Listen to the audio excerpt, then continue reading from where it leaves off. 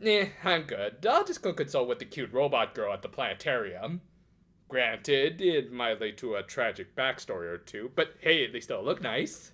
Jupiter, ready. Okay, Jupiter! We open with the character who unfortunately did get a lot of screen time last week, as she and her friends met with this girl and her very familiar looking side tails. Is that Tenma and Karisma's kid?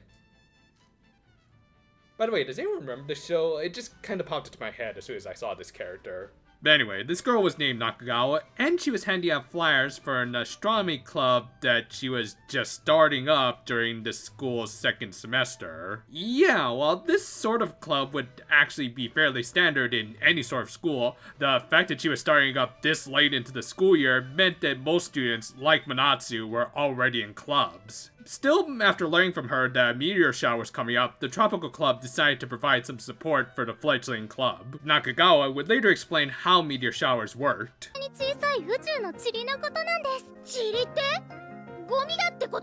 don't think a certain Bruce Lee knockoff would like to hear that.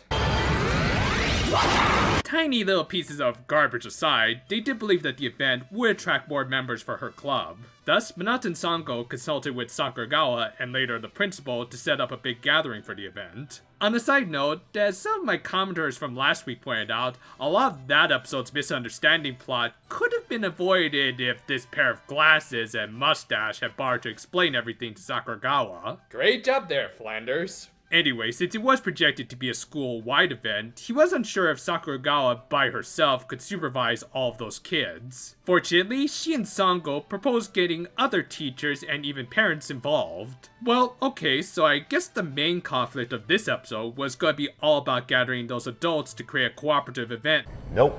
Yeah, while it did make sense that they would want to get permission from Flanders, some of the scene just felt a little superfluous since there wasn't a lot of follow-up to it. Same with this bit of Manatsu using the school's PA system to announce the event, though I think this is mostly so that they could save money by reusing animation from episode 13. This continued into the following scene with this reusage of frames from episode 10. But yeah, at the lair of the witch, the generals were also discussing shooting stars, and were quickly interrupted by a justifiably upset butler, who in spite of his orders from last week to get the plot moving again, Elda came back empty-handed, so her supervisor was tasked with making up the difference, and oh geez, I did not need to see this dude's mouth close up. Back with the Precure, there still wasn't much interest in the meteor shower event, but fortunately Minori had a little and had her teammates put on some, Man,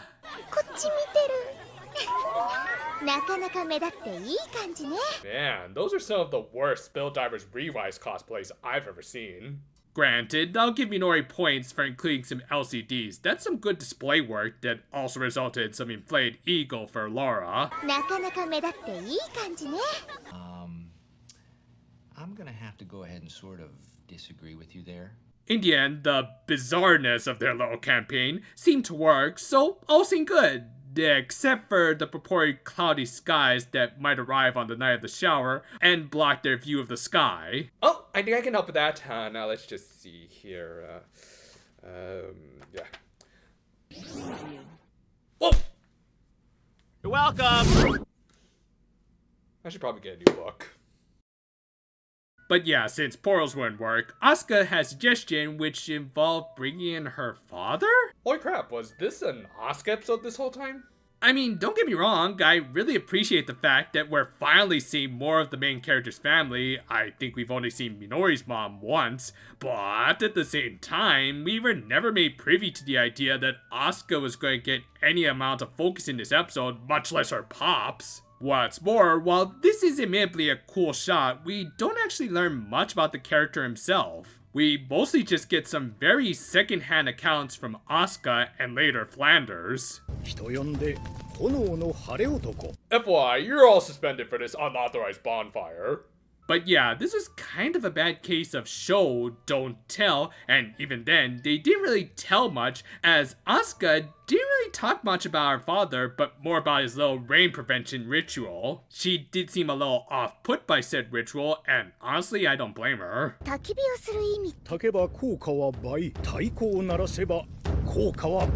That's stupid! You're stupid! Stop being stupid! I mean, correct me if I'm wrong, but wouldn't this fire just result in more clouds as they're essentially sending water molecules up into the atmosphere to turn into them? But hey, no time to worry about all that damn science when y'all can just enjoy your very blatant product placement. Still, they did manage to draw a significant crowd, more thanks to the drums rather than the actual meteor shower, but hey, at least we got some fresh motivation meat for the Yaneda. Numeri, of course, made a telescope monster, and the Precure transformed. Yeah, sorry to say, but y'all are probably not going to attain the legendary status of that show. Though at the very least, you'll probably avoid a really stupid ending with some really bad old people makeup. Seriously, what was that? And the fight this week was yet another kind of below average outing in terms of animation quality at least. It did have a unique wrinkle in that it also became a defense mission as the Yaneda somehow didn't get Mr. Takizawa's group. Thus, the Precure had to defend them, not so much to protect their lives, but rather to make sure their little ritual went through. Yeah, I didn't really get any sense of danger, as again, we haven't really gotten to know Mr. Takizawa, in particular, what he means to Asuka. Anyway, they made quick work of the monster, and I guess the ritual worked, as there wasn't a cloud in the sky, and we also did get some interactions from the Takizawas, all 3 lines from them. With that, the episode ended with the Astronomy Club garnering a massive influx of new members, and our heroines and villains alike enjoying the falling garbage. Going into this episode, I honestly wasn't expecting much, because it was clearly filler, plus it was written by Konomi Shugo, who has remained this show's most consistently Mediocre? writer. And while her episodes, for the most part, are inoffensive, it's also clear that she's still very green to writing, showcased here by how the first and second half of this episode felt more than a little disjointed. What started off as an episode about stargazing suddenly became all about Asuka's dad and his little cloud reduction ritual that I'm pretty sure would actually produce more clouds if anything. And, well, it's certainly nice to see at least one more family of one of our main characters, like a shooting star Mr. Takizawa just kind of came out of nowhere and then quickly faded away.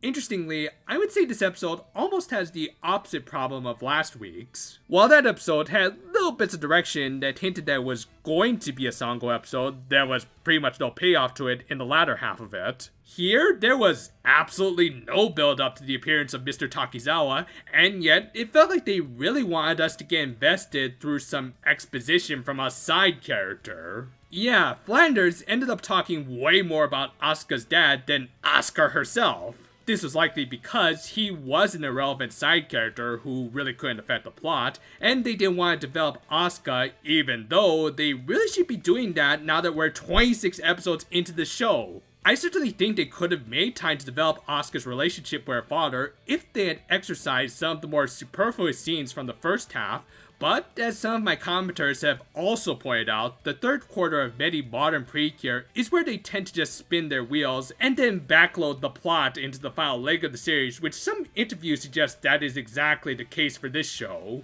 As a result, right now, we got a bit of a nothing episode. I wasn't really invested in the Astronomy Club's plight since Nakagawa was just kind of there, and more so for Mr. Takizawa, which is sad because we really could have gotten some more development for Asuka.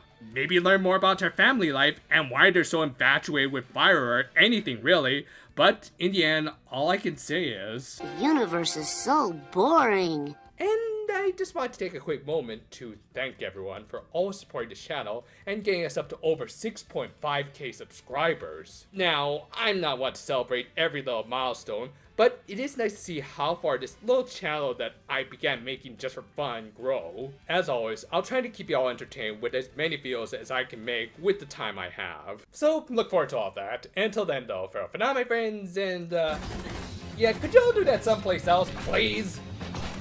Jeez, where's the spell to send the ball back?